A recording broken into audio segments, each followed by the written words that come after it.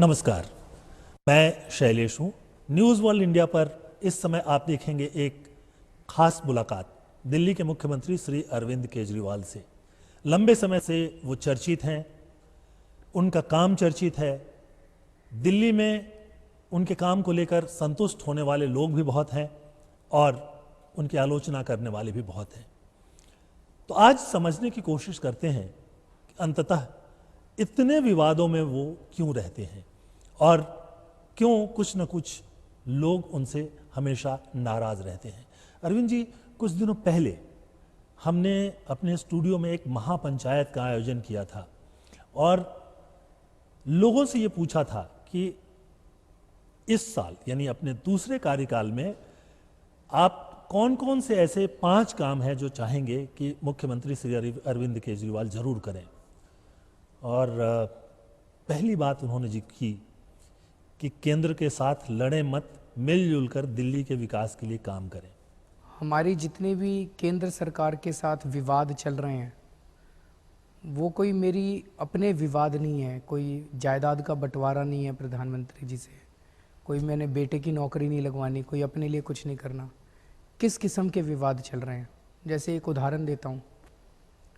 दिल्ली में किसानों को जो ज़मीन अधिग्रहण का मुआवजा मिलता था वो 54 लाख एकड़ के हिसाब से मिलता था। आज दिल्ली में आपको 54 लाख रुपए एकड़ के हिसाब से कहीं ज़मीन नहीं मिल सकती। हमने वादा किया था चुनाव के पहले, मैंने उनके संघर्ष में भी पार्टिसिपेट किया था कि हम इसको बढ़ाएंगे। हमने जीतने के बाद उसे 4 करोड़ रुपए 3 करोड़ रुपए कर दिया पर एकड़। जैसे ही हमने किया, केंद्र सरकार ने कहा your order is declared null and void. अब मैं संघर्ष करूं कि ना करूं? मैं पूछना चाहता हूं कि मैं किसानों की ज़मीन के भूमि अधिग्रहण का जो मुआवजा है उसका रेट मैंने जो है 6 गुना कर दिया। केंद्र सरकार ने उस ऑर्डर को खारिज कर दिया। मैं किसानों के लिए लड़ूं या ना लड़ूं? हमारे 2 ऑफिसर्स गलत काम कर रहे थे, उनको मैंने सस्पेंड किया। केंद्र सरकार ने ऑर्डर नल एंड वॉइड खारिज कर दिया मेरा ऑर्डर। गलत काम करने वाले अफसरों को सस्पेंड करूं कि ना करूं? संघर्ष करूं कि ना करूं? तो यहाँ से लड़ाइयाँ हो रही हैं। तो एक चीज़ तो ये कि ये जितने भी लड़ाइयाँ हैं ये संघर्ष हैं, कोई झगड़े नहीं है, तू मैं नहीं है। दूसरी चीज़ ये, आज सुबह भी एक इंटरव्यू हुआ। उस इंटरव्यू के पहले मैंने उस एंकर को बोला, मैंने कहा कि आज 1 साल के लिए बैठे हैं, 1 साल ख़त्म हो रहा है, आज हम अचीवमेंट्स और परफॉर्मेंस पे बात करेंगे। मैंने उनको कई इंटरव्यू दिए हैं, मैंने कहा कि अभी तक आप सारे झगड़ों पे ही बात करते थे। आप यकीन नहीं मानेंगे, इतना कहने के बाद भी 1 घंटे में से 55 मिनट झगड़ों पे ही उन्होंने बात करी। तो मीडिया का इंटरेस्ट भी झगड़े ही झगड़े हैं। मीडिया अचीवमेंट्स पे बात ही नहीं करना चाहता, जबकि कितने काम किए हम लोगों ने 1 साल के अंदर, कितने काम किए हैं। जिसको भी मैं बताता हूँ उसको आश्चर्य होता है, अच्छा इतने काम किए। मीडिया तो दिखाता ही नहीं। तो मीडिया का भी इंटरेस्ट झगड़ों में ही है। तो जनता को जो पता चलता, दिल्ली की जनता को फिर भी पता है कि क्योंकि वो तो महसूस कर रहे हैं कि बिजली के दाम आधे हो गए, लोगों के आ रहे हैं बिजली के बिल, पानी कम हो गया, पानी के बिल कम हो गए, आ रहे हैं पानी के बिल। अभी एरियर्स माफ़ कर दिए हम लोगों ने। घर घर में द्वारका में जाके पूछो लोगों का 20 साल के बाद पानी आया है, तो वो तो लोग खुश हैं। लेकिन जनता के, दिल्ली के बाहर के लोगों को तो पता भी नहीं है कि क्या चल रहा है। लेकिन विपक्ष इस पर यह कहता है कि आपकी सरकार जो है वो सिर्फ सब्सिडी की राजनीति कर रही है। जैसे एक राज्य में अनाज चावल पर सब्सिडी दे करके वो मुख्यमंत्री बहुत पॉपुलर होते रहे हैं और कई राज्यों में कई तरह की सब्सिडी है। पंजाब में बिजली पूरी तरह से फ्री है। तो लोगों को ये लग रहा है कि अगर सब्सिडी की राजनीति चलती रही तो जो दिल्ली में विकास के काम हैं उनके लिए पैसे कहाँ से आएंगे? हमने 8000 क्लासरूम बनवा रहे हैं स्कूल के अंदर, ये तो विकास है। अभी 3 फ्लाईओवर उद्घाटन किया पिछले महीने, 1 फ्लाईओवर आज, 4 फ्लाईओवर उद्घाटन कर दिए 1 साल के अंदर, ये तो विकास है। दिल्ली के अंदर मेट्रो का फेज़ 4 हम लोगों ने वो करवा दिया, ये तो विकास है। दिल्ली के अंदर एक पायलट प्रोजेक्ट का मोहल्ला क्लिनिक बना दिया, 1000 मोहल्ला क्लिनिक दिल्ली में बनने जा रहे हैं। 22 पॉली क्लिनिक बना दिए दिल्ली के अंदर, ये तो विकास है। आप ही का पैसा है, सरकार को घाटे में नहीं ले जा रहा मैं, आप ही का पैसा है। पहले ये पैसा चोरी होता था, अब उस पैसे को मैंने बचा लिया। जैसे एक पुल का उद्घाटन किया हम लोगों ने, शीला जी के टाइम में बनना चालू हुआ था 2 साल पहले, अभी जब हमारी सरकार बनी तो वो 10% भी नहीं बना था। 325 करोड़ रुपए का शीला जी ने लगाया था अनुमान के 325 करोड़ का बनेगा। हम लोगों ने उसको टाइम के पहले बना दिया और 200 करोड़ रुपए में बना दिया। 325 करोड़ रुपए का पुल कभी 200 करोड़ रुपए में बनते सुना है 65 साल में? कभी नहीं सुना। नहीं, यहाँ इतिहास तो में एस्केलेशन होता है, हर साल बढ़ यहाँ तो जाते हैं, 300 करोड़ के 1000 करोड़ होते तो हो देखे जाते हैं। हैं। बिल्कुल 2 बिल्कुल। साल में बनने वाला पुल 10 साल में बनते हाँ, देखा है। बिल्कुल। हमने 2 साल में बनने वाला पुल 2 महीने पहले बना पर दिया। क्या जादू किया आपने, सुनो, कैसे बना? तो 200 करोड़ में बना दिया। ऐसे 3 पुल अभी कंप्लीट किए, हमने 350 करोड़ रुपए बचा लिए। उन 350 करोड़ रुपए जो पहले चोरी होते थे, ये पैसा पहले चोरी होता था, वो 350 करोड़ रुपए जो बचे, उससे मैंने कहा भाई सारे अस्पतालों के अंदर दवाइयाँ फ्री कर दो, एक्सरे फ्री कर दो, अल्ट्रासाउंड फ्री कर दो। तो आप ही का पैसा है, आपको वापस कर रहा हूँ। लेकिन मैं ये समझना उसी तरह चाहता हूँ से कि ये एक और जादू क्या है, कैसे कम कर लेते हैं आप और कैसे समय भी कम कर लेते हैं? दो चीज़ें हुई। एक तो पहले जब भी कोई प्रोजेक्ट डिज़ाइन किया जाता था, जानबूझ के एफर्ट ये रहता था कि उस प्रोजेक्ट को हाई कॉस्ट बनाया जाए, जितनी कॉस्ट हाई होगी उतना पैसा। दूसरा, उसमें पैडिंग की जाती थी कि इतना पैसा रिश्वतखोरी का, करप्शन होती थी।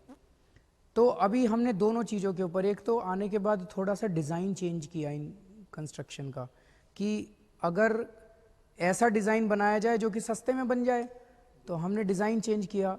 और दूसरा जो पैडिंग थी, अब ना मुख्यमंत्री पैसे लेता, ना मंत्री पैसे लेता, ना इंजीनियर इन चीफ पैसे लेता, तो पैसे कोई लेता नहीं है, तो वो सारे पैसे बच गए। तो इसी तरह ब्यूरोक्रेसी से एक अभी हमने मोहल्ला क्लिनिक बनाया। पहले अगर ऐसा मोहल्ला क्लिनिक बनता था 5 करोड़ रुपए में बनता था, हमने 20 लाख रुपए में बना दिया। तो ये पैसा जो बच रहा है, उससे मैंने बिजली सस्ती कर दी, मैंने पानी मुफ्त कर दिया। आप ही का पैसा है, आप ही को वापस दे रहा हूँ और आपको कह रहा हूँ भाई जो पैसा बचा है, इससे अब आप अपने बच्चों के शिक्षा पे, बच्चों के लिए अच्छा बच्चों के लिए पाल लो। तो अच्छा काम कर रहा हूँ, बुरा थोड़ी कर रहा हूँ। नहीं, ये निश्चित तौर पे सराहनीय काम है। लेकिन जिस तरह से आप रोक लगा रहे हैं, पैडिंग खत्म कर रहे हैं या कमीशन खत्म कर रहे हैं, तो मंत्री नहीं लेते, मुख्यमंत्री नहीं लेते, ये तो आपका मिशन है, आपने एक बड़ा मिशन लिया हुआ, वो ठीक है। लेकिन ब्यूरोक्रेसी आपका साथ देगी, कब तक इसमें देगी? दोनों चीज़ें होती हैं। एक तो आप ब्यूरोक्रेसी के भी टॉप के ऊपर अच्छे लोगों को चुन चुन के लाते हैं, आपको पता चल जाता है कौन अफसर ईमानदार है, रेपुटेशन सबकी होती है, तो टॉप के ऊपर आप अच्छे लोगों को बिठाते हैं। उससे नीचे तक मैसेज फैल जाता है कि भैया अब सरकार बदल गई, नई किस्म की सरकार आई है। दूसरा, पहले क्या होता था, नीचे इंजीनियर पैसे लेता था, क्यों ऊपर कहा जाता था इतने, एक हफ्ते में इतने इकट्ठे करके देने हैं, पार्टी फंड में जमा कराने हैं, एक महीने में इतने इकट्ठे, तो वो नीचे से पैसा चलता था, तो हर आदमी थोड़ा थोड़ा रखता था। अब ऊपर से डिमांड खत्म हो गई है, तो नीचे वाला कभी ये नहीं कह सकता कि मैंने, अभी कोई मेरे को ठेकेदार आके कहे कि नीचे किसी ने मुख्यमंत्री के नाम से पैसे मांग लिए, उसको लटका दूंगा मैं उल्टा। बिल्कुल बिल्कुल सही कहना है। जो महापंचायत हमने किया था, उसमें दूसरी बात जो लोगों ने की वो ये थी कि लोगों का कहना था कि हम जानते हैं कि दिल्ली में पुलिस जो है वो दिल्ली सरकार के पास नहीं है, लेकिन हमको उम्मीद है और हम ये चाहते हैं कि अरविंद जी ऐसा कुछ करें कि दिल्ली में महिलाओं की पूरी सुरक्षा हो। हम जो कर सकते हैं हम करेंगे। जैसे सीसीटीवी कैमरे पूरी दिल्ली में हम लगा सकते हैं, वो हम लगाने जा रहे हैं, उसका पूरा प्रारूप तैयार हो चुका है। स्टेट ह्यूमन राइट्स कमीशन बना सकते हैं, वो बनाने के ऑर्डर दे दिए हैं। बसों के अंदर मार्शल तैनात कर सकते हैं, वो कर रहे हैं। दिल्ली के अंदर जहाँ जहाँ अंधेरा है वहाँ लाइट्स लगा सकते हैं, उसका खाका तैयार हो चुका है। लेकिन जो पुलिस का काम है वो हम नहीं कर सकते, कि पुलिस का काम है गश्त लगाना, वो हम नहीं कर सकते। उसमें भी हम कोशिश कर रहे हैं कि अगर हम पुलिस के साथ सहयोग करके, एक करावल नगर में कुछ एरिया में एक्सपेरिमेंट हुआ कि रात को वहीं के कुछ लड़कों को, लोकल लड़कों को सरकार ने हायर कर लिया और उनको कहा भाई तुम गश्त लगाओ, और कोई अगर गलत एक्टिविटी मिले तो तुरंत पुलिस को बता दो, तुम कुछ मत करो। तो इस तरह के सिविल डिफेंस वॉलंटियर्स भी हम लोग कोशिश कर रहे हैं कि करें। तो ये सारी चीज़ें हम कर सकते हैं। एक जो तीसरी बात आई कि दिल्ली विश्वविद्यालय में और दिल्ली के बाकी विश्वविद्यालयों में कोई 3-3.5 लाख बच्चे प्रवेश चाहते हैं और कोई 60-70 हज़ार को ही प्रवेश मिलता है। तो सब लोगों का मानना था उस महापंचायत में कि दिक्कतें तो हैं, लेकिन उसके बावजूद वो आपसे उम्मीद करते हैं कि आप इतने स्कूल, ज़रूरत पड़े तो कॉलेजेस और यूनिवर्सिटी ज़रूरत पड़े तो वो भी बनाने की कोशिश करेंगे कि किसी बच्चे से ये नहीं कहा जाए कि सीट नहीं है, एडमिशन नहीं होगा। मैं बता देता हूँ आपको फिगर्स, ये 2.5 लाख बच्चे 12वीं करके निकलते हैं जिनको कॉलेज में एडमिशन चाहिए, और सारी यूनिवर्सिटीज़ के और कॉलेजेस की सीट मिला के 1.25 लाख है। 1.25 लाख की डिफिशिएंसी है। तो बाहर से भी आ जाते हैं कुछ बच्चे। वो हटा दें अगर, मतलब वो हटा के दिल्ली के बच्चों को मोटे मोटे तौर पे 1.25 लाख बच्चों को एडमिशन मिल पाता है, तो 1.25 लाख बच्चे रह जाते हैं। तो अब इसके लिए नए कॉलेजेस भी खोलने की ज़रूरत है। एक स्किल यूनिवर्सिटी बना रहे हैं।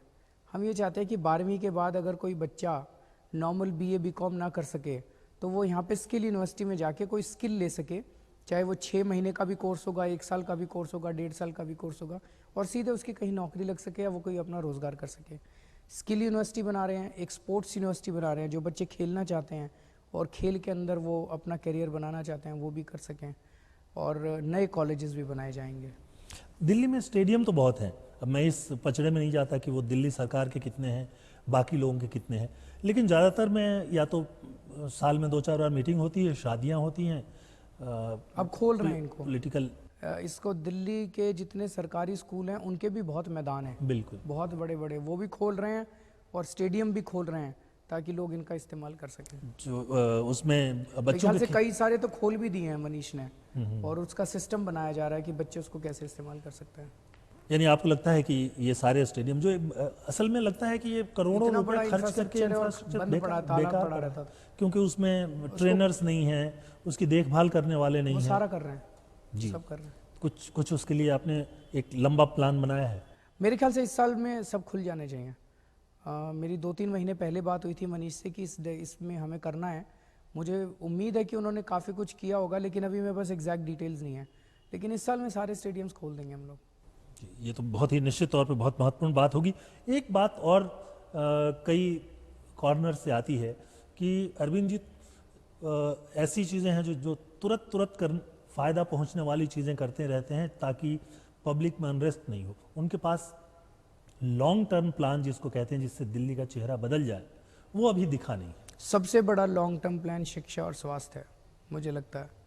अपने देश के लोग बहुत अच्छे हैं, बाहर जाते हैं, अमेरिका जाते हैं तो ये इतनी तरक्की करते हैं, सारी मल्टीनेशनल कंपनी उठा लो, चेयरमैन उनके अपने इंडिया के लोग मिलेंगे। अपने देश के अंदर आते हैं तो सब गड़बड़ हो जाता है। सो अपने देश के लोग बहुत अच्छे हैं, इनको अगर अच्छी शिक्षा मिल जाए और स्वास्थ्य सेवाएं मिल जाएं तो ये बहुत तरक्की कर सकते हैं। सबसे ज़्यादा इन्वेस्टमेंट हम शिक्षा और स्वास्थ्य के अंदर कर रहे हैं। जी, वो पिछली बार हमने शिक्षा का बजट डबल कर दिया था और स्वास्थ्य का बजट 1.5 गुना कर दिया था। शिक्षा में सरकारी स्कूलों के ऊपर बहुत ज़्यादा ध्यान है हम लोगों का। सरकारी स्कूलों में 8, अभी एक क्लास में 164 बच्चे हैं, एक क्लास में पूर्वी दिल्ली में 150 बच्चे हैं, 125 बच्चे हैं, टीचर कैसे पढ़ाएगा? तो हमने 8000 नए क्लासरूम बना रहे हैं ताकि एक क्लास के अंदर 50 से ज़्यादा बच्चे नहीं होने चाहिए। 45 नए स्कूलों की कंस्ट्रक्शन चल रही है सरकारी स्कूलों की, और 100 जमीन के टुकड़े आइडेंटिफाई कर लिए गए हैं। 100 स्कूल की कंस्ट्रक्शन इस साल चालू होने वाली है। 150 नए स्कूल और 8000 क्लासरूम। 8000 क्लासरूम का मतलब 200 नए स्कूल हो गए, तो लगभग 350 नए स्कूल जो है वो अंडर कंस्ट्रक्शन है 1 साल 1.5 साल के तो अंदर। दिल्ली में जमीन तो ज़्यादातर DDA के पास है, दिल्ली तो सरकार के पास भी है, दिल्ली जिसमें कि नए स्कूल बन सकते सकें, हैं, हॉस्पिटल बन सकें, इस तरह के हैं। उसी तरह से स्वास्थ्य सेवाएं हैं। जैसे मैंने कहा मोहल्ला क्लिनिक है, हम 3 टियर सिस्टम बना रहे हैं हेल्थ सर्विसेज का। सबसे नीचे मोहल्ला क्लिनिक होंगे, 1000 मोहल्ला क्लिनिक पूरी दिल्ली के अंदर। मोहल्ला क्लिनिक मतलब एक छोटा सा क्लिनिक है, एक डॉक्टर बैठती है, वो पेशेंट्स देखती है, दवाइयाँ फ्री में देती है, 50 टेस्ट होते हैं वहाँ पे। लेकिन आपको थोड़ी सी ज़्यादा बीमारी हो गई तो 150 पॉलीक्लिनिक बन रहे हैं। 22 पॉलीक्लिनिक बन चुके हैं, अभी बाकी इस साल के अंत तक बन जाएंगे। पॉलीक्लिनिक में आपको स्पेशलिस्ट्स मिलेंगे, हड्डियों का डॉक्टर मिलेगा, महिलाओं का डॉक्टर मिलेगा, बच्चों का डॉक्टर मिलेगा, MD मेडिसिन होगा, और वहाँ पे बेसिक मशीनें होंगी, ECG की, एक्सरे की ये मशीनें होंगी।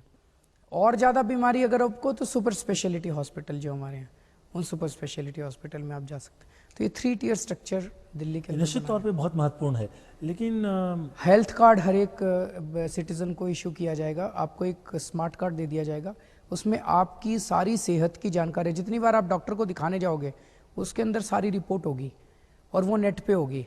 तो आपको अपना कुछ नहीं ले जाना, पासवर्ड याद रखना है बस आपको। आप जाएंगे, आप अपना पासवर्ड देंगे, किसी भी डॉक्टर को दिखाएंगे और वो आपका वहाँ पे देख सारा सारा डिटेल आपको मिल जाएगा। निश्चित तौर पे जो ट्रीटमेंट वाला पोर्शन है आपने बताया, ये तो बहुत ही महत्वपूर्ण काम है, अच्छा काम है।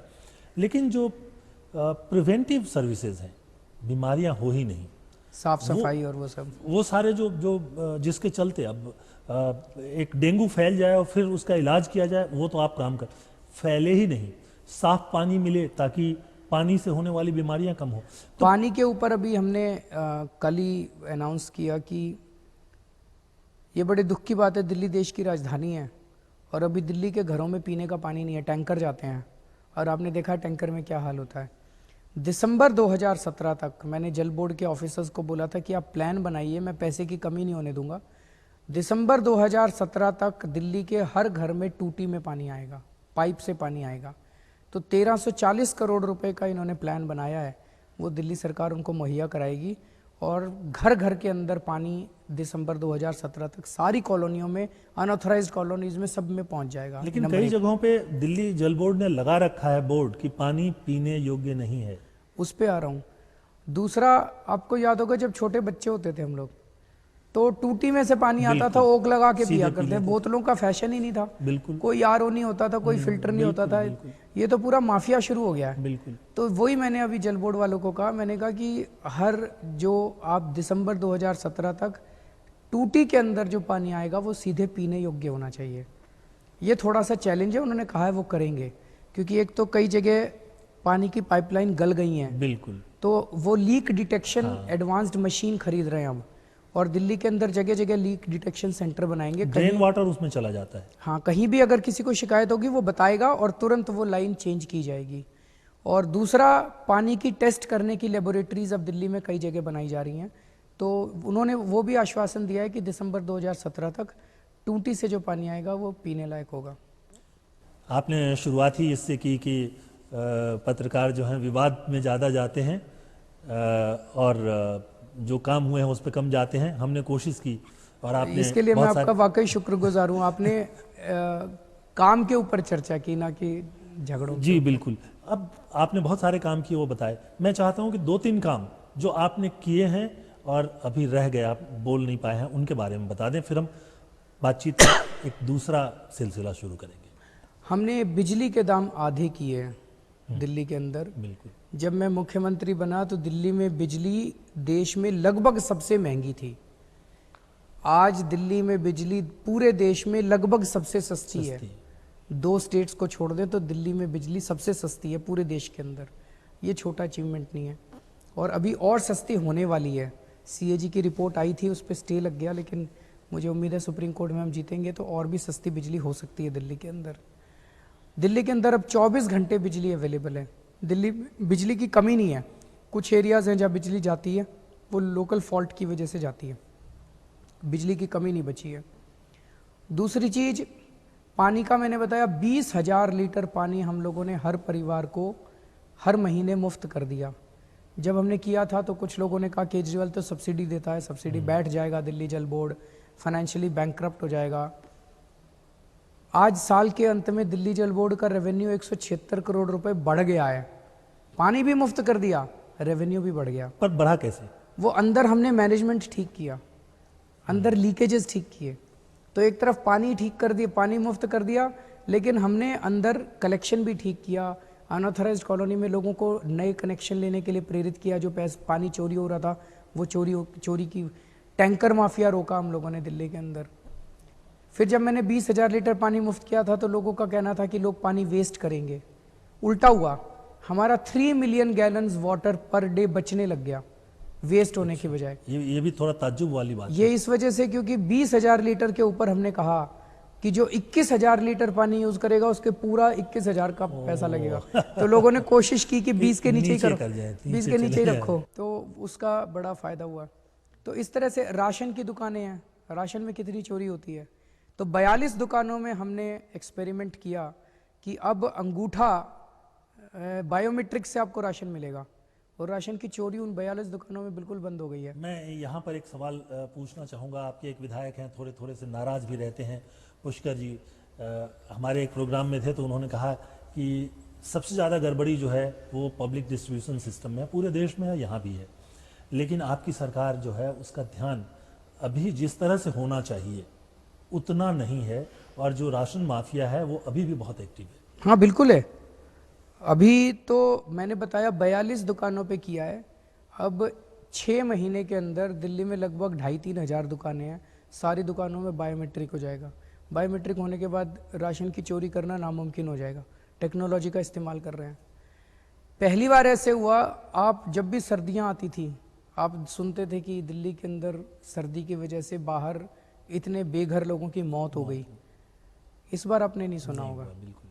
इस बार भी हुई है। 10 के करीब मौत का आंकड़ा आया है। नॉर्मली 300 के करीब होती थी।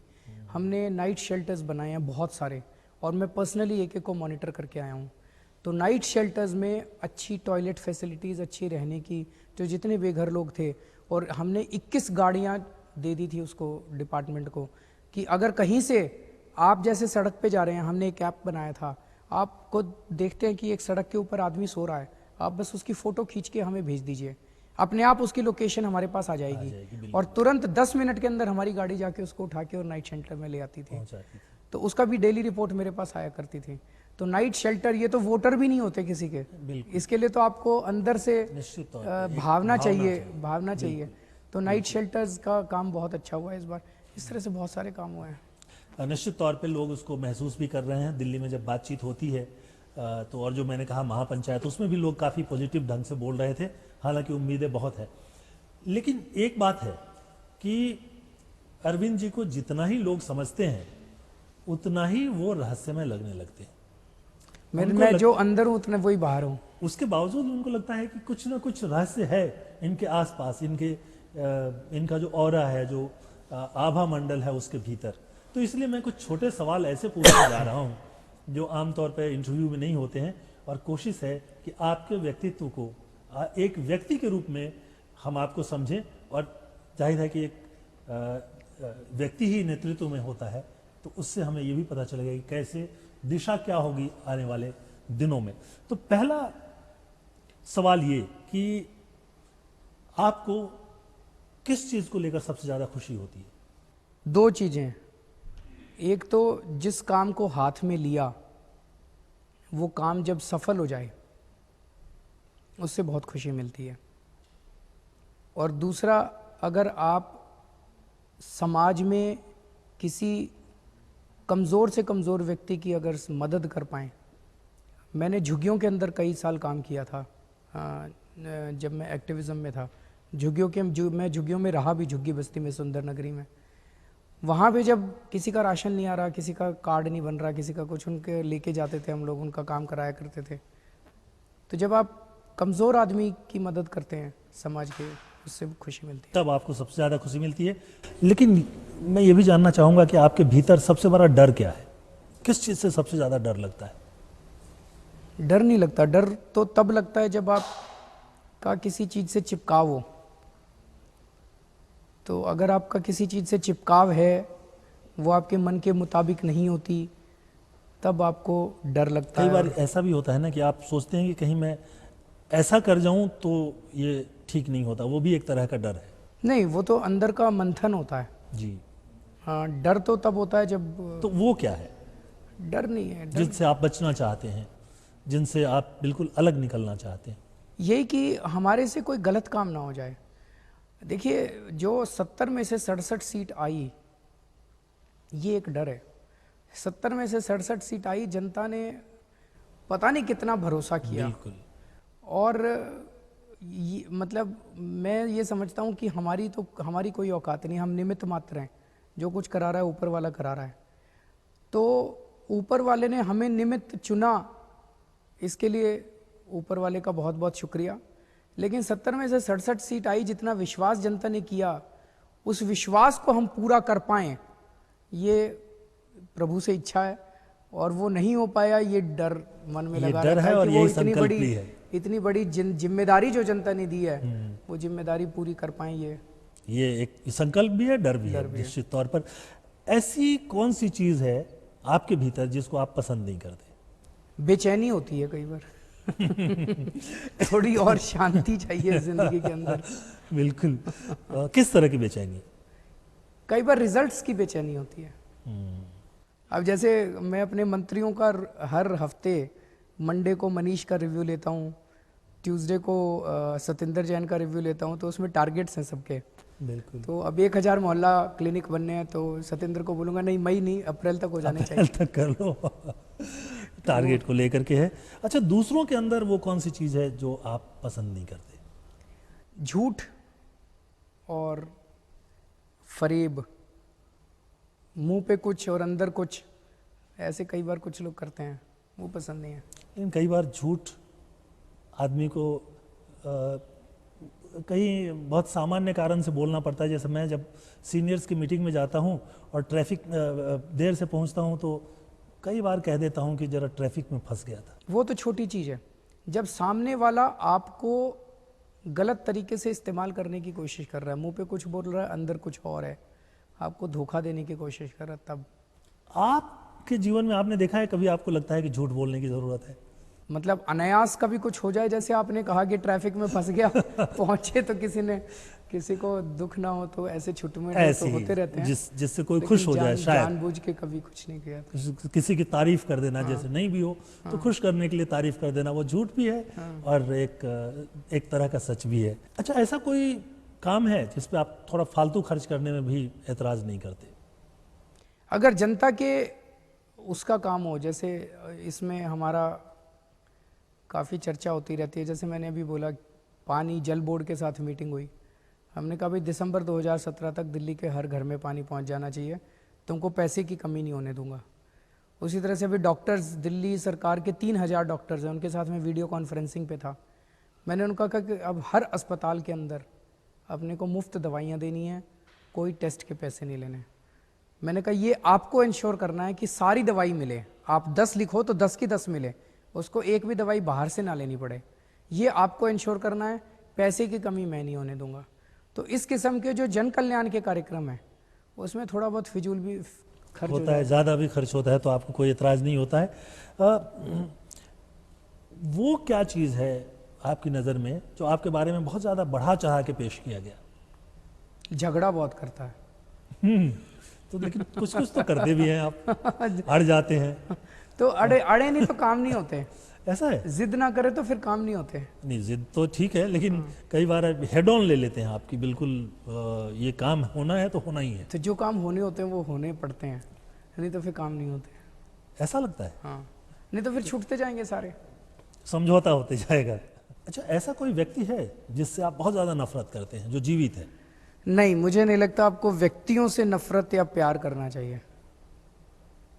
मुझे लगता है कि आपको गुणों से नफरत या प्यार करना चाहिए। अच्छा, आपकी नज़र में वो कौन आदमी है जो आपसे सबसे ज़्यादा नफरत करता है?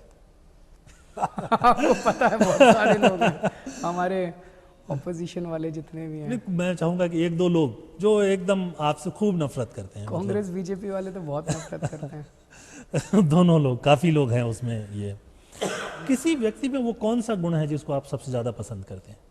जब कोई आदमी आउट ऑफ द वे जाके किसी की मदद करता है, एक अच्छी फीलिंग आती है अंदर।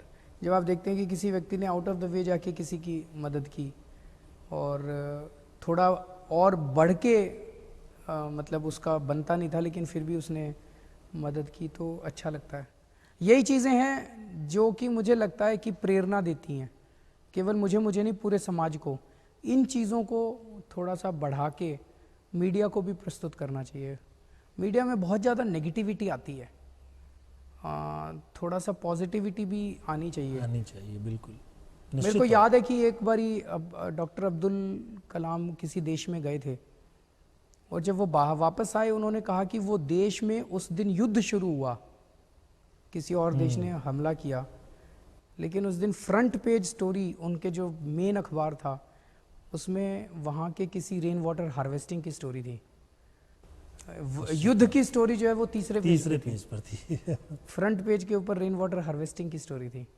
वो जो हमारे समाज में असहिष्णुता की बात हो रही है ना, कुछ न कुछ पत्रकारों में भी है शायद। और हम भी कहीं ना कहीं उससे प्रभावित होते हैं। मैं अगर इस तरफ से एक पुरुष और महिला इनको अलग करके देखूं तो महिलाओं में वो कौन सा गुण है जिससे आप प्रभावित होते हैं? मुझे लगता है माँ की ममता। निश्चित तौर पर ये बिल्कुल जिसका कोई वो नहीं जोड़ ही नहीं हो सकता है, कोई एक तोड़ भी नहीं हो सकता है। अच्छा, अब मैं अगर पूछूं कि आपकी जिंदगी में प्यार का क्या मतलब होता है? सेल्फलेस। अपने और वो स्वार्थ। सेल्फलेस जो है वो माँ की ममता ही होती है। वो प्यार और कहीं नहीं मिलता। बिल्कुल, बाकी सभी रिश्तों में कहीं ना कहीं स्वार्थ होता है। स्वार्थ होता है, बिल्कुल, ये स्वार्थ से परे है। वो कौन सी जगह है और कौन सा समय है जहां जाकर आप सबसे ज्यादा खुश होते हैं? विपाशना। हम्म। क्यों क्यों वहां ज्यादा खुशी मिलती है? वहाँ पे अभी मतलब जितने भी टेंशन और जितनी वो लेके जाते हैं वहाँ सब थम जाती है, शांत हो जाती है सब। और अब मैं आपसे पूछूं कि वो पुरुषों में वो कौन सा गुण है जिसको आप सबसे ज्यादा पसंद करते हैं? मुझे लगता है साहस और सच्चाई दोनों का एक साथ होना बहुत ज़रूरी है। आपने साहस और सच्चाई की बात की, तो इससे जोड़ते हुए मैं ये जानना चाहूँगा कि ऐसा कौन सा जीवित व्यक्ति है जिससे आप बहुत ज़्यादा प्रभावित होते हैं? बहुत सारे हैं, लेकिन एक अन्ना जी थे साथ में, अभी भी हैं। उनसे काफ़ी प्रभावित रहते थे हम लोग। उनका एक कोई उनकी एक चीज़ बताएं जिससे जो आपको बहुत ज़्यादा प्रभावित करती है। बहुत सारी चीज़ें हैं उनके अंदर। तो पहली चीज़ तो उन्होंने अपना पूरा जीवन समाज के लिए समर्पित कर दिया। उनके मन में किसी किस्म का स्वार्थ नहीं है। कोई वो सहज ज़िंदगी है, सिंपल ज़िंदगी है। कोई उनके पास संपत्ति नहीं है। दूसरा जो सबसे ज़्यादा मुझे वो दिखता था, वो मैं 7वीं पास थे और मराठी जानते थे केवल।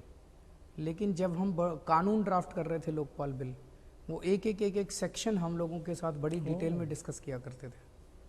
ड्राफ्टिंग कमेटी के मेंबर थे, 5 जी लोगों की बिल्कुल, ड्राफ्टिंग कमेटी बनी थी। तो वो एक सेक्शन जो कि बड़ा लीगल होता था, वो भी बड़े उसमें उससे ड्राफ्ट किया चला करते करते थे। थे। जी बिल्कुल, समझ बड़ी शार्प है उनकी। शार्प थी। मैं ये कहूँ कि आप अब तक की अपनी सबसे बड़ी उपलब्धि क्या मानते हैं? अपने जीवन को अपने तरीके से जिया है। दुनिया क्या सोचेगी उस हिसाब से नहीं जिया। दुनिया कहती है ऐसे नहीं करना चाहिए, ऐसे करना चाहिए, ये नहीं करना चाहिए, ये करना चाहिए, ये नहीं करना चाहिए, उस हिसाब से नहीं जिया। जो हम मुझे ठीक लगा वो किया। तो उसमें और कौन सा उसमें काम है जो सबसे ज़्यादा आप समझते हैं कि ये मेरा बहुत महत्वपूर्ण काम है, बहुत महत्वपूर्ण उपलब्धि है मेरी? नहीं, उपलब्धि तो कुछ नहीं होती, लेकिन जो रास्ता था वो वैसे तो सारा ऊपर वाला ही कराता है। आईआईटी खड़गपुर से पढ़ाई की, उसके बाद इंजीनियरिंग में गए, फिर आईआरएस की परीक्षा दी। आईएएस की तो रेवेन्यू सर्विस में हुआ। अब रेवेन्यू सर्विस में 5 साल ही हुए थे काम करते करते कि अचानक लंबी छुट्टी लेके और झुग्गियों में जाके काम करना चालू कर दिया। तो परिवार के अंदर काफ़ी उठापटक हुई और उसके बाद 5-6 साल काम करते रहे झुग्गियों के अंदर। एक दिन अचानक मैंने छुट्टी लेता रहा, पहले तो इस्तीफ़ा दे दिया। सो वो काफ़ी परिवार को काफ़ी ज़्यादा वो लगा था कि अब घर का खर्चा कैसे चलेगा, क्या होगा। मेरे एक फूफा जी रहते हैं, मेरे को रमन मैग्सेसे अवार्ड जब मिला तो वो फूफा जी वहाँ से आए थे नेपाल से। वो बता रहे थे कि हमें लगता था कि खिसक गया है थोड़ा, इसका दिमाग खिसक गया, ज़्यादा पढ़ लिख गया है, लेकिन ये विदेश वाले ये इतना बड़ा अवार्ड दे रहे हैं तो कुछ तो ठीक कर ही रहा होगा ये, इसका मतलब थोड़ा बहुत तो ठीक कर ही रहा होगा। और फिर अचानक अन्ना जी के साथ तो ये जो फिर पॉलिटिकल पार्टी बन गई, तो कभी सोचा नहीं था कि अगला कदम क्या होगा। तो ये सब ऊपर वाला करवाता गया। तो जो मैंने कहा कि जो ठीक लगा वो किया। कभी भी ये नहीं सोचा कि उसका दुनिया नतीजा क्या सोचेगी, होगा, तो अच्छा नतीजा होगा, क्या बुरा होगा। होगा? क्योंकि अभी लोगों को ये दिखता है मुख्यमंत्री बन गया, पॉलिटिक्स में आ गया, चुनाव लड़े, जीत गया। लेकिन एक स्टेज ऐसी भी थी जब समाज के अंदर कोई मेरे से बात करने को तैयार नहीं था। जब मैं झुग्गियों में काम किया करता था, झुग्गियों में रहता था, कई लोगों को लगता था ये पागल हो गया, इसका दिमाग खिसक गया। और अपने रिश्तेदार, अपने यार दोस्त भी यही सोचा करते थे। अपनी बिल्डिंग में लिफ्ट में नीचे उतरता था तो लिफ्ट के अंदर बगल में खड़ा हुआ आदमी मेरे से बात करके खुश नहीं था। नहीं होता था, बिल्कुल। एक तरह का एक अलगाव, क्योंकि उस वर्ग को, उस समाज को लोग समझते हैं कि वो डोमेस्टिक सर्वेंट तक ही ठीक है। उनके बीच वो हमारे घर आए काम करें तो ठीक है, हम उनके घर जाएं ये लोगों को पसंद नहीं होता। लेकिन अरविंद जी, आप राजनीति में, समाज सेवा में काफ़ी लगे रहते हैं। आप जरा सोच कर बताइए कि आपके बच्चे आपके किस काम को पसंद नहीं करते? पसंद नहीं करते, मुझे लगता है जो समय नहीं दे पाता। समय तो बिल्कुल ही नहीं दे पाता। दे मेरी पाते वाइफ ही जाहिर सी बात है। सपोर्ट करती हैं। और आपकी पत्नी किस काम को पसंद नहीं करती? वो भी शायद यही पसंद नहीं करती कि समय नहीं दे पाता ज़्यादा। बिल्कुल। और सबसे ज्यादा पसंद किस बात को करती? वो इस संघर्ष को पसंद करते हैं कि जो कुछ भी कर रहे हैं समाज के लिए उसको बदलाव वो के लोग लिए। पसंद करते हैं। और बच्चे बच्चे भी दोनों, सब लोगों को ये लगता है कि बदलाव के लिए जो काम कर रहे हैं वो वो बहुत ठीक है। महत्वपूर्ण है। अब मैं थोड़ा आगे बढ़ के कहूँ कि कौन सा लेखक है जिसको आप सबसे ज़्यादा पसंद करते हैं? गांधी जी को पढ़ा है। गांधी जी कई सारी किताबें पढ़ी हैं। आपने, और मैं फिक्शन की बात करूं फिक्शन ज़्यादा नहीं पढ़ा। ज़्यादा नहीं पढ़ा। और जो फिक्शन के कैरेक्टर्स होते हैं बहुत सारे, जैसे फैंटम है, आजकल तो और भी सारे आ गए हैं, ऐसा कोई कैरेक्टर है जो आपको प्रभावित करता है? ऐसा कोई याद नहीं आ रहा। मिकी माउस से लेके बहुत सारा है, बहुत सारे लोगों को जैसे वो कैरेक्टर्स जो हैं वो बहुत प्रभावित करते बहुत हैं। प्रभावित करते हैं। एक जैसे मिकी माउस का उनका है झगड़ा और प्रेम मोहब्बत सारी चीज़ें, ऐसा कोई एक चीज़? ज़्यादा पढ़ा भी नहीं। वैसे ही टीवी में कुछ थोड़ा बहुत देख करके जाते हैं।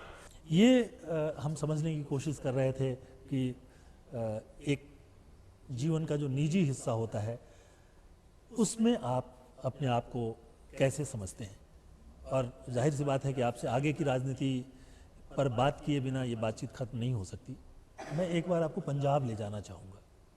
पंजाब में चुनाव होने वाले हैं और बहुत सारी चर्चाएं हैं। एक चर्चा ये भी है, लोग ये भी कह रहे हैं कि पंजाब में आम आदमी पार्टी एक संघर्षशील पार्टी के रूप में उभर रही है। नहीं, जीतने वाली पार्टी की। चलिए मैं तो मान लेता हूं, लेकिन कैसे जीतेंगे जरा ये बताइए। ये जनता जिताएगी। जनता ने मन बना लिया है। क्यों? क्योंकि पंजाब के अंदर आज जो पंजाब की हालत है, पंजाब का पूरा युवा नशे में डूबा हुआ है और लोग अकालियों से बहुत नाराज़ हैं। और लोग ये भी देख रहे हैं कि कांग्रेस और अकाली कहीं ना कहीं मिले हुए हैं, आपस में समझौता है इन लोगों का। वो इनको सज़ा नहीं देते, वो उनको सज़ा नहीं देते। तो उम्मीद आज केवल आम आदमी पार्टी से है। और स्पेशली दिल्ली का जो काम है वो पूरा देश देख रहा है।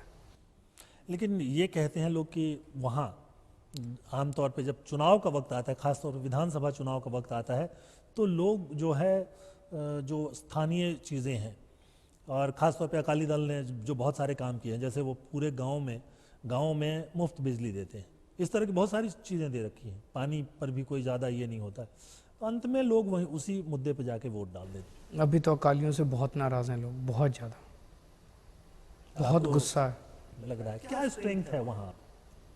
वही मैंने कहा ना कि अकालियों से बहुत गुस्सा है, कांग्रेस ऑल्टरनेटिव नहीं है, और आम आदमी पार्टी बहुत बड़ी उम्मीद के रूप में उभर रही है वहाँ पे, क्योंकि दिल्ली का काम जो है वो पूरे देश में देखा जा रहा है। तो पंजाब के लोग भी देख रहे हैं कि आम आदमी पार्टी एक उम्मीद है। एक आरोप अकाली दल के लोग और कांग्रेस दोनों के लोग लगा रहे हैं कि ये तो कुछ नहीं है, बस ये कॉमेडी करने वाले लोगों को जमा कर रहे हैं अपने पार्टी में, और जाहिर था कि बस लोग इनको देखेंगे, हंसेंगे, मजा ले लेंगे, और फिर लेकिन वोट नहीं मिलने वाला। 4 MP पहली बार में आए थे वहाँ से, तो लोगों ने वोट तो दिया था। जी बिल्कुल, निश्चित। और कॉमेडी करने वाले इंसान नहीं होते क्या? वो बहुत भी अच्छे। इंसान होते हैं, सब लोग चार्ली इंसान हैं। चैपलिन से बड़ा इंसान और उनसे बड़ा ह्यूमन बीइंग और मनुष्यता को समझने वाला कोई हुआ ही नहीं, कोई हुआ ही नहीं। जो अपने व्यंग और अपनी एक्टिंग के जरिए उन्होंने किया, मैं ये कर रहा हूँ। लेकिन मैंने तो सिर्फ इसलिए पूछा आपसे कि लोग ऐसा हाँ कह रहे हैं, मैंने कहते देखा हैं। है, मैंने देखा है। मैं उन्हीं को कहना चाहता हूँ कि कॉमेडी करने वाले इंसान नहीं होते क्या? चार्ली चैपलिन ने हिटलर पे जो फिल्म बनाई, वो उससे अच्छी हिटलर पर फिल्म बनी ही नहीं। जो एक ग्लोब के इर्द गिर्द हिटलर को खेलता हुआ बहुत छोटी सी फिल्म रही होगी। तो लेकिन अभी ये दिख रहा है कि पंजाब में आपका संगठन पूरा तैयार नहीं है। पूरा तैयार है, तैयार है? गांव-गांव तक हर बूथ वर्कर हमारा तैयार हो चुका है। हर क्षेत्र के लिए कैंडिडेट है आपके पास? कैंडिडेट्स तो आ जाएंगे, कैंडिडेट्स का हमारा प्रोसीजर है। सबसे इम्पोर्टेंट होता है बूथ लेवल तक आपकी पार्टी पहुंची कि नहीं पहुंची। हमारे बूथ लेवल पे वर्कर्स तैयार हो चुके हैं, वो सबसे इम्पोर्टेंट होता है। और चूंकि इस बार लोगों को लग रहा है कि आम आदमी पार्टी जीत सकती है, इसलिए टिकट को लेकर लड़ाइयाँ भी बहुत हो सकती हैं। हो सकती हैं, हर परिवार में लड़ाई झगड़े तो होते हैं। पर उसके बाद भी आपको लगता नहीं है कि कोई मुश्किल होगी? चुनाव जनता लड़ेगी, हम नहीं लड़ेंगे। हमारे पास पैसा नहीं है, हमारे पास आदमी नहीं है। जनता लड़ेगी, जनता घर घर जाएगी, जनता पैसा देगी, जनता वोट मांगेगी। यही फ़र्क है हमारे और दूसरी पार्टियों में। दूसरी पार्टियों में उनके वर्कर जो हैं वो पैसा लेके काम करते हैं, हमारे सारे वर्कर जो हैं वो जनता खुद चुनाव लड़ती है। चुनाव एक क्रांति बन जाती है, चुनाव एक आंदोलन बन जाता है। अपना खर्च करके भी लोग जनता काम खुद- करते हैं, ये हम लोगों ने तो दिल्ली में भी देखा है। अब मैं चाहूँगा कि आप ये बताएं कि कौन कौन से मुद्दे होंगे, क्या वादा करेंगे आप पंजाब में कि ये चीज़ें बदल जाएंगी अगर आम आदमी पार्टी की सरकार आती है। सबसे बड़े तो ड्रग्स है, बेरोज़गारी है, खेती है, किसानी है। ये तीन तो सबसे बड़ी चीज़ें हैं। उसके अलावा जैसे दिल्ली डायलॉग हमने शुरू किया था, जनता से पूछ के मुद्दे तैयार किए जा रहे थे, ऐसे पंजाब डायलॉग शुरू किया है। अभी मैं जाऊंगा तो कई गांव में होके आऊँगा, मैं लोगों के साथ बैठूंगा। इस बार भाषण देने नहीं जा रहा, लोगों के साथ बैठूंगा जिन लोगों के घर में मौत हो गई है, सुइसाइड हो गया है, ड्रग्स की प्रॉब्लम है, उनके घर में बैठेंगे, समस्या को समझने की कोशिश करेंगे। जनता ही समाधान बताएगी, जनता ही समस्याएं बताएंगी, वहीं से निकलेगा। तो ये 6-7 महीने हमारा कार्यक्रम चलेगा। इसमें चलेगा। पंजाब में आपने कहा, और ये एक महत्वपूर्ण पहल है, उत्तर प्रदेश क्यों नहीं? वहाँ भी बहुत सारी समस्याएं हैं। हाँ, अभी तय नहीं किया, पंजाब तय कर लिया, जब उत्तर प्रदेश का निर्णय होगा तो बताएंगे।